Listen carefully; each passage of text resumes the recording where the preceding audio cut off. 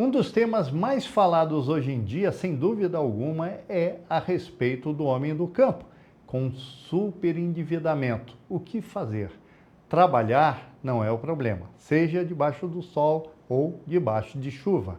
A doutora Pamela Ferraz é a nossa grande referência profissional desse tema que começa agora.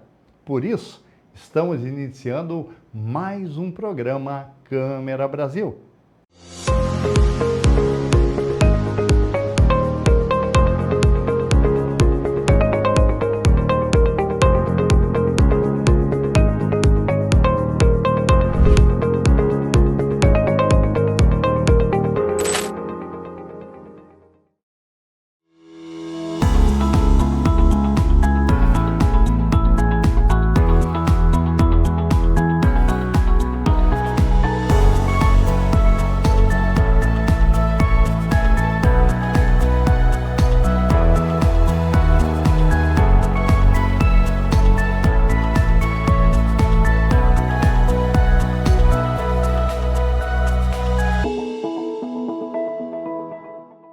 Olá, doutora, tudo bem com você? Tudo bem.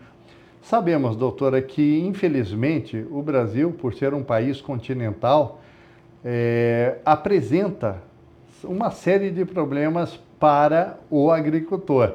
Desde a ordem econômica, governamental, muda-se muito o governo, e a ordem climática também. Seriam esses, para você, as principais causas de tanto produtor semifalido? Sim. A dificuldade do produtor hoje, entre eles, é o clima, porque ele produz ao tempo, é um céu aberto, assim que nós falamos.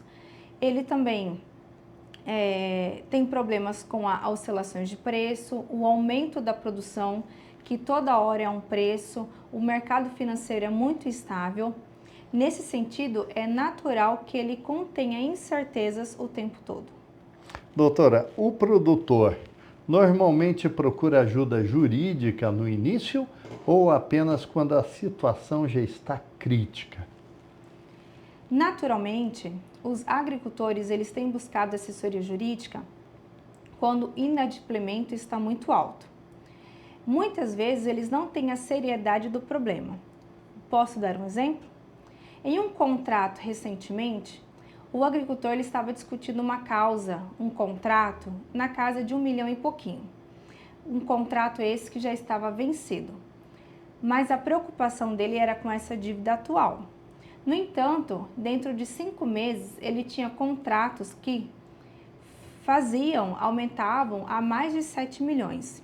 Mas a preocupação dele não era essa, de 7 milhões. A preocupação dele era o contrato atual de 1,5 milhão. Mas a pergunta é, se ele não tem condições de pagar o contrato atual, como que ele vai pagar a dívida que está prestes a vencer? Então, esses inadimplementos contratuais faz com que os agricultores tenham que ter uma atenção e reconhecer que a atuação jurídica é necessária desde o início, seja desde a contratação, elaborações de minutas e contratos ou até mesmo quando acende um alerta.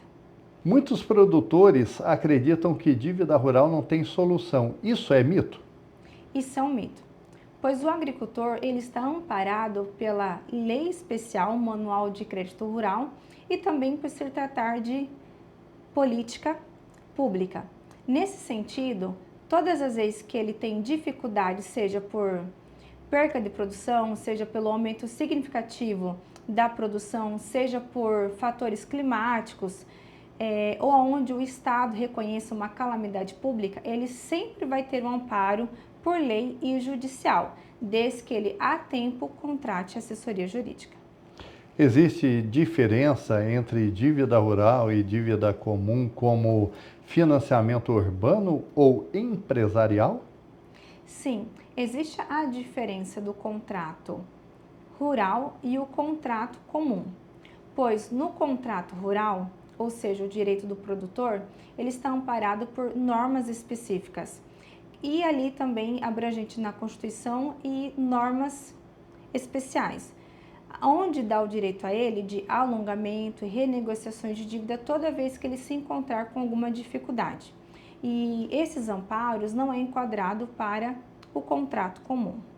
Doutora, quais os principais erros cometidos por produtores ao tentar resolver a situação sozinhos? Vamos lá. Pois bem, a palavra não seria bem sozinhos, porque todas as vezes que eles tentam renegociar a dívida, eles correm diretamente ao banco. E o erro deles é acreditar que o banco, o gerente, é o seu melhor amigo, quando na verdade os gerentes eles ganham comissões nesses contratos. O agricultor, ele tem normas específicas e esses contratos não podem passar de 12% ao ano. Nesse sentido, todas as vezes que eles vão renegociar diretamente ao banco, esses juros passam a ser ilegais porque são taxas cobradas muitas vezes 2, 3 vezes a mais do que a lei determina. Nesse sentido, os contratos passam a ser ilegal e passível de discussão, mas no sentido que deve ter sempre um olhar jurídico analisando esses contratos. Então, em que momento o produtor deve procurar um advogado especializado? Ele deve buscar assessoria jurídica, seja de forma preventiva, todas as vezes que ele estiver diante de um contrato, para analisar se está dentro da legalidade, ou todas as vezes que acender um alerta, passando por qualquer problema financeiro. Nesse sentido, quando a busca é antecipada e também preventiva, ele está antecipando os riscos patrimoniais. Então, doutora, como funciona a chamada recuperação judicial para o produtor rural? A recuperação judicial ou extrajudicial ao agricultor em empresas é redigida pela Lei 11.101 de 2005 e nela dá direito ao agricultor de discutir essas dívidas, entre elas a suspensão de 180 dias, sendo praticamente 6 meses para respirar. Nesse aspecto, dentro do processo, ele deve apresentar vários critérios que a lei ali determina, devendo apresentar o plano de pagamento, os rol de credores, a viabilidade do pagamento e também devendo comprovar o exercício de no mínimo 2 anos. Doutora, em caso de frustração de safra por fatores climáticos, o produtor tem alguma proteção legal? Sim. Hoje o agricultor rural ele está amparado por norma específica, o Manual de Crédito Rural, e todas as vezes que ele se encontra com dificuldade, especialmente no que tange aos fatores climáticos, onde ele perde totalmente a sua safra ou parte dela, ele pode se socorrer do judiciário para que ele consiga renegociar esses contratos, mantendo muitas vezes os juros em cargos dos contratos originais, e nesse sentido já há diversas decisões e jurisprudências favoráveis ao agricultor. Doutora, bancos podem executar a dívida imediatamente? Sim, desde que observado as normas legais. No entanto, é importante que o agricultor fique atento, pois todas as vezes que ele recebe uma notificação, não é uma carta, é um aviso, onde o banco está avisando que está entrando com a execução e os ritos de penhoras cabíveis. Nesse sentido, busque já a assessoria jurídica todas as vezes que tiver dificuldades nos pagamentos, diante de atrasos de pagamentos, para que não ocorra penhora dos seus bens, bloqueio dos seus bens e até que não venha perder o seu patrimônio. Doutora, e o produtor pode continuar produzindo mesmo estando em processo de renegociação? Pode sim, pois enquanto o agricultor está discutindo judicialmente os seus direitos e as legalidades contratuais, seja em renegociação ou revisão contratual, ele deve sim continuar produzindo, pois garante ele o direito de produção e, sobretudo, honrar os seus compromissos financeiros. Doutor, é possível evitar o superendividamento rural com planejamento jurídico? O planejamento jurídico ele permite a estruturação do crédito para que o crédito seja utilizado de forma sustentável, assim reduzindo os riscos, garantindo a maior segurança econômica. E como escolher um advogado realmente especializado nessa área? Um advogado especializado nessa área, além de entender do direito do agronegócio, ele deve entender as nuances que vêm diretamente com ela, seja o crédito rural, seja o direito trabalhista e todo o amparo jurídico que o agricultor precisa. Nesse sentido, ele estará resguardado dentro do campo. Doutora, e como escolher um advogado realmente especializado nessa área? Um advogado hoje especializado no agronegócio vai muito além do direito aplicado. Ele deve conhecer todas as nuances que assim está envolvido a matéria, né? Seja o crédito rural, seja a renegociação dos contratos, seja por meio de alongamento ou revisão. Dentre eles também o direito trabalhista no campo, que é muito pouco se falado, pois o advogado, quando ele evidencia a prática, mas também entende a realidade no campo, ele está dia a dia no campo, assim ele consegue entregar uma melhor solução jurídica para cada caso. Doutora, sabendo que o homem do campo vive muitas vezes distante de um escritório jurídico, existe alguma fórmula hoje em dia que aproxima essas duas pessoas, tanto o advogado quanto o agricultor? Até pouco tempo atrás, encontrava-se os profissionais naquela lista amarela, mas hoje a realidade é uma pesquisa rapidamente ao Google. Ali você já encontra os principais advogados atuantes no agronegócio. E não somente ali, a gente está dia a dia com os agricultores, seja em sindicatos, seja em palestras, mas precisando de um advogado especializado na área, procure ali mesmo no Google, procure indicações. Acredito que nesse sentido, pesquise por entrevistas, por publicações. Ali você vai conseguir indicações de bons profissionais. Sabemos que o escritório de vocês é uma grande referência nesse segmento. A que fatores você atribui isso? O sócio fundador desse escritório, Ayrton Jacques Ferraz, que hoje é meu esposo, atua já há 35 anos, desde 1990. Já faz algum tempo. Devido à sua grande atuação e expertise na área do agronegócio e também nas demais áreas atribuídas, seja em família, sucessões, em contratos, assim fez que, após anos de trabalho, diante de inúmeros casos, foi possível não somente o reconhecimento técnico, mas a experiência conjunta com cada caso. Doutora, quero agradecer a sua participação, que de forma clara e objetiva passou uma grande orientação às pessoas que estão nos assistindo. Para finalizar, que mensagem você deixa ao homem do campo que está mais do que necessitado e passado das horas de buscar solução para o seu problema? Que primeiramente, ele entenda que ele não está sozinho. O direito do agronegócio, ele se tornou política pública. É uma matéria reconhecida, seja por meio da Constituição Federal, seja por normas específicas. E nós também, como advogados, nós estamos dia a dia no campo e entendemos bem a dor do agricultor. Obrigado, doutora.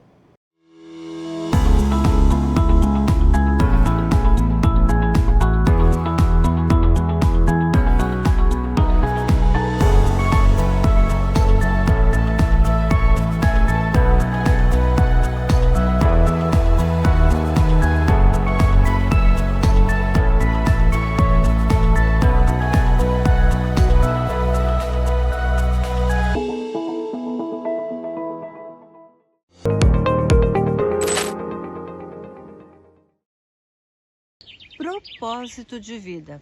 Você sabe qual é o seu propósito de vida? Você sabia que o seu propósito só será descoberto quando você de fato descobrir quem você é? Eu sou Josiane Alves, sou terapeuta, sou parapsicóloga, hipnoterapeuta e estou sempre por aqui trazendo para você um conteúdo que ajude no seu autoconhecimento. E hoje eu quero falar com você sobre o seu propósito de vida. É muito comum, numa sessão de terapia, numa consulta, eu perguntar para o meu paciente qual é o seu propósito de vida e ele simplesmente não saber. Por que isso acontece?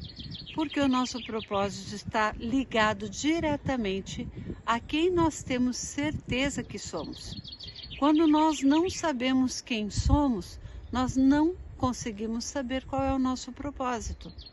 É mais ou menos aquela expressão, para quem não sabe de onde veio, qualquer lugar serve, qualquer caminho serve.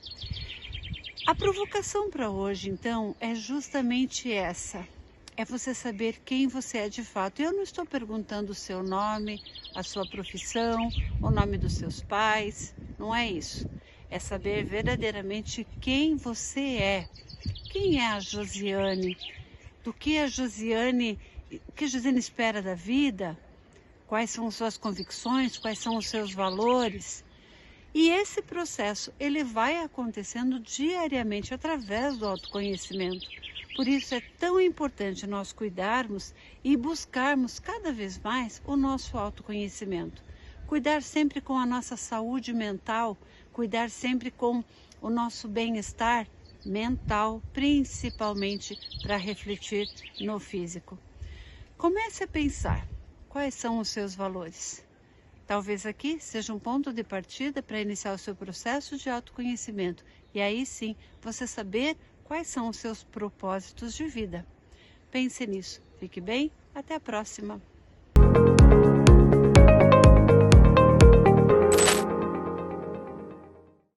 Se você é daquele tipo de pessoa que tem dificuldade em se adaptar a lentes de contato, ou mesmo faz uso de óculos e perde demais, não sabe onde colocou o óculos, você precisa conhecer os grandes benefícios da cirurgia a laser.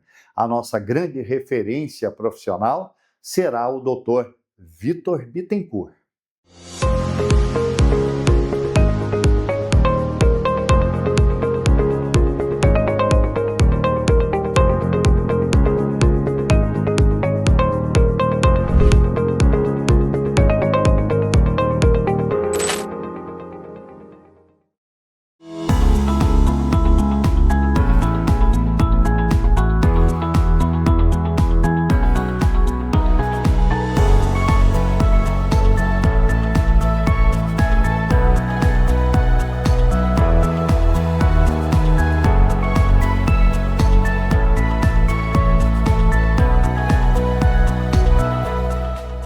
E é bem isso mesmo, doutor. Tem muita gente que não conhece os benefícios dessa cirurgia? Com certeza, Roberto. A cirurgia refrativa tem muitos benefícios que a gente vai falar mais aí no decorrer da entrevista. Perfeito. Doutor Vitor, para começarmos, o que é exatamente a cirurgia refrativa? A cirurgia refrativa é um procedimento em que um laser é aplicado na córnea e cujo objetivo é corrigir o grau dos olhos, fornecendo uma independência em relação a óculos e lente de contato ao paciente. Quais problemas de visão ela corrige? Miopia, hipermetropia, astigmatismo, presbiopia, todos podem ser tratados? A cirurgia refrativa corrige principalmente a miopia, a hipermetropia e o astigmatismo. Com relação à presbiopia, ela pode ajudar também em alguns casos específicos. Isso vai depender um pouquinho da idade do paciente, do tipo de grau e da técnica escolhida. E como é realizado o procedimento? Você pode nos explicar de forma simples a atuação do laser na correção da visão? A gente usa um laser extremamente preciso. Ele se chama Excimer Laser. E esse laser ele vai fazer uma alteração na curvatura da córnea, né? Então ele faz um aplanamento na região central, né, com relação à miopia, ou na região periférica nos hipermétropes. E essa alteração na superfície da córnea que vai fazer com que a luz com que entre no olho foque exatamente na retina, corrigindo o grau dos olhos. Existem diferentes técnicas de cirurgia refrativa? Quais são as mais utilizadas hoje? Sim, existem principalmente, as mais utilizadas hoje são duas técnicas chamadas LASIK e PRK. Vou falar brevemente um pouquinho sobre a diferença entre elas. Primeiramente, no LASIK, a gente confecciona um flap, que é como se fosse uma tampinha na córnea. Esse flap é feito com um laser de femtosegundo, que a gente chama. E aí eu levanto a tampinha e o outro laser faz a correção do grau. e aí depois abaixa a tampinha novamente. Já no PRK, a diferença é que em vez de fazer o flap, a gente primeiro faz uma raspagem, né, para tirar o epitélio, que é a camada mais externa da córnea, e aí após isso a gente faz o laser para correção do grau. Qual técnica que vai ser indicada em cada caso vai depender dos exames pré-operatórios e também da avaliação na consulta. Doutor, esse procedimento é doloroso? Existe a necessidade de anestesia? Não é doloroso. A gente aplica uma anestesia com colírio anestésico. Esse colírio é aplicado diretamente nos olhos. E normalmente o paciente não sente dor. Ele pode até sentir um pouquinho um toque, né, a sensação de toque, mas não sente dor durante a cirurgia.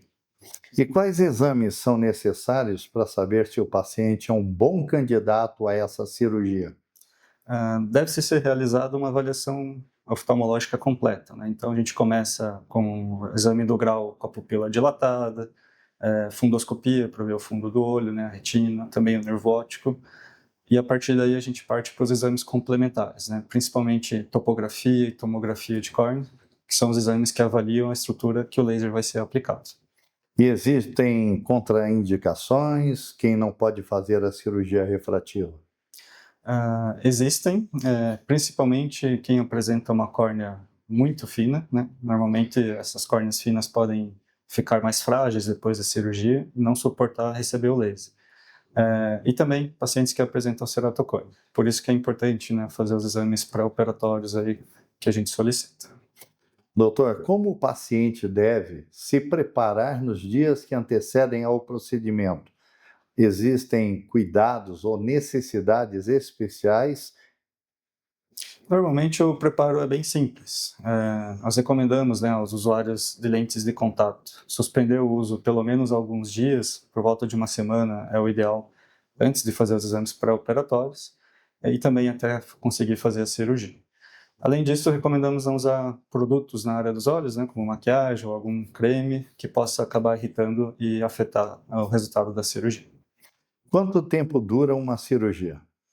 É uma cirurgia bem rápida, né? Em média, todo o tempo de preparação, desde que o paciente deita na maca até acabar a cirurgia, ela demora em média 10 a 15 minutos os 2 olhos.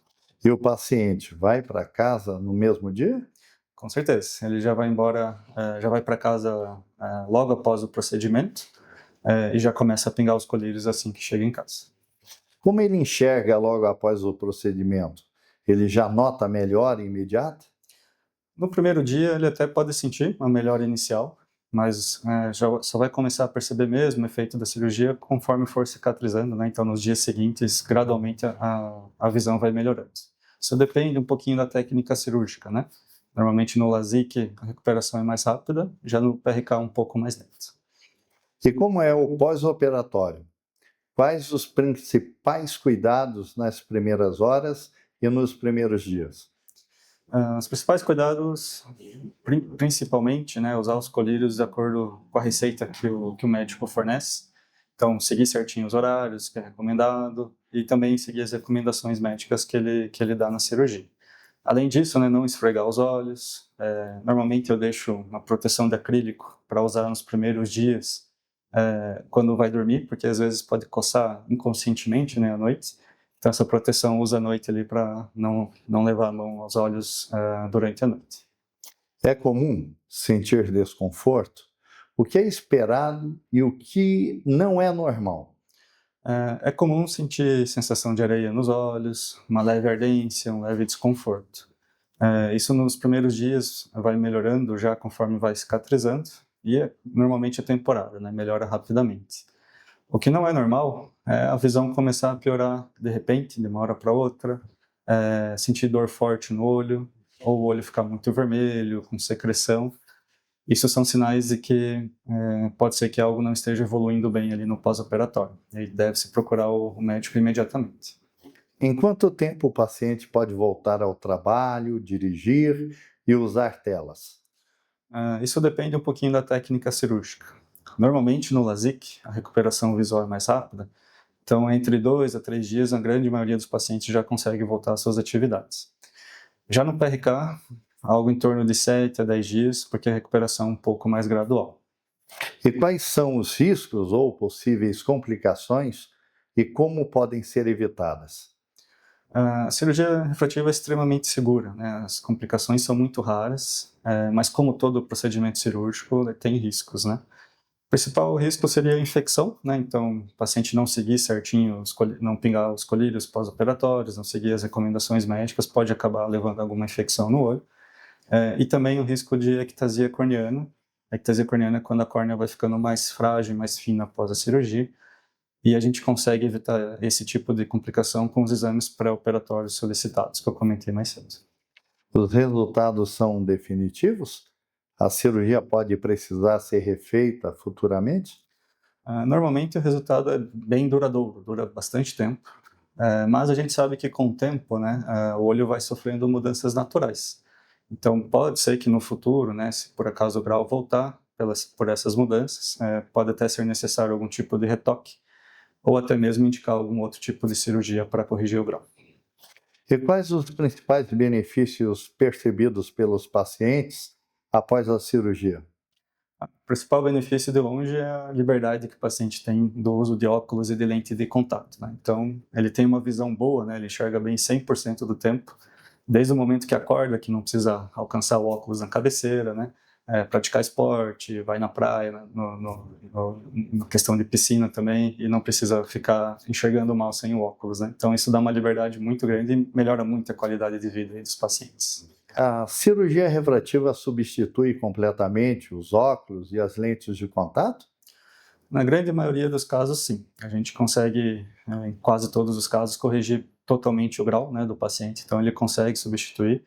Em alguns poucos casos específicos, né, quando o grau é muito alto ou a córnea não é tão espessa quanto a gente quer, a gente já faz uma avaliação pré-operatória e já sabe que vai ficar um grau residual. E aí sim, nesses casos, pode acabar precisando de um óculos para algumas atividades específicas apenas. O avanço da tecnologia tem tornado o procedimento mais seguro e também preciso? Sem dúvida. O avanço dos lasers estão cada vez mais precisos e mais eficazes, né? E além disso também o próprio avanço dos exames pré-operatórios, né, que a gente solicita, está nos dando muito mais segurança aí na indicação da cirurgia. Para quem está pensando em fazer a cirurgia, qual é o principal conselho do senhor? Eu aconselho sempre procurar um médico oftalmologista que tenha experiência na área, né, de cirurgia refrativa, de preferência que seja especialista em cirurgia refrativa, e fazer uma avaliação completa, né, com todos os exames que ele solicitar, para fazer uma cirurgia com bastante segurança, né, e o resultado ser satisfatório. Doutor, como acompanhar a evolução da recuperação e quando é preciso procurar o oftalmologista? Normalmente o acompanhamento no pós-operatório é com consultas pré-programadas. Então, se a evolução está indo bem, se está de acordo com o esperado, tem que ir nas consultas, né, já programadas, mas caso tenha algum sintoma fora do esperado, tem que avisar seu médico oftalmologista para ele avaliar, ver se está tudo correndo bem. O senhor poderia falar um pouquinho sobre a sua experiência profissional? Como foi que começou a sua paixão, ou mesmo o amor por essa profissão? Claro, com certeza. A oftalmologia sempre me encantou, mas o que me fez, né, ir para esse lado é porque eu sou um próprio paciente da oftalmologia, eu já fiz cirurgia oftalmológica em mim mesmo, não em mim, né, mas outra pessoa fazendo em mim. E isso me encantou quando eu fui submetido, porque melhorou muito a minha visão e mudou muito, né, a minha qualidade de vida e fez uma mudança radical aí na minha vida que me ajudou bastante. Para você, qual é a importância da primeira consulta? A primeira consulta é fundamental, onde a gente avalia o paciente integralmente, né, então a gente avalia todas as estruturas do olho, o grau, o olho dilatado e sem dilatado, o fundo do olho, o nervo óptico e todo, para ver como está a saúde ocular, né, do paciente, entender se tem indicação ou não da cirurgia. E dentro da sua perspectiva, faz sentido a pessoa esperar sentir os sintomas para depois procurar um oftalmologista? Absolutamente não. Tem algumas doenças oftalmológicas, né, como glaucoma, degeneração da mácula, que são silenciosas no começo. E quanto antes a gente detectar, mais cedo a gente começa o tratamento, né? Então, a consulta tem que ser de rotina, né? Tem que ser feita pelo menos uma vez por ano, para a gente detectar quanto mais cedo, melhor esse tipo de complicação, de doença oftalmológica. O paciente pode resultar em uma experiência mais positiva para ambos? Com certeza, né? O médico conhecendo a fundo o paciente, as suas necessidades, suas atividades, faz muita diferença ali no resultado da própria cirurgia, né? A gente consegue personalizar cada vez mais, né, a cirurgia, e isso dá muita diferença no resultado. Doutor Vitor, um paciente que trata diabetes, ou seja, portador do diabetes, ele pode fazer essa cirurgia? Depende. A diabetes tem que ser bem controlada, né? Então a gente pede exames de sangue, exames laboratoriais antes da cirurgia, para avaliar como está a hemoglobina glicada, a glicemia e jejum, e dependendo de como estiver, aí sim a gente pode indicar cirurgias. Perfeito. Quero agradecer a sua participação e destinar a você o tempo necessário para as suas considerações finais. A minha consideração final, gostaria de agradecer também a presença, né? Mas com relação à cirurgia refrativa, deixar bem claro, né, que a cirurgia refrativa é uma cirurgia muito segura, muito precisa e muito eficaz.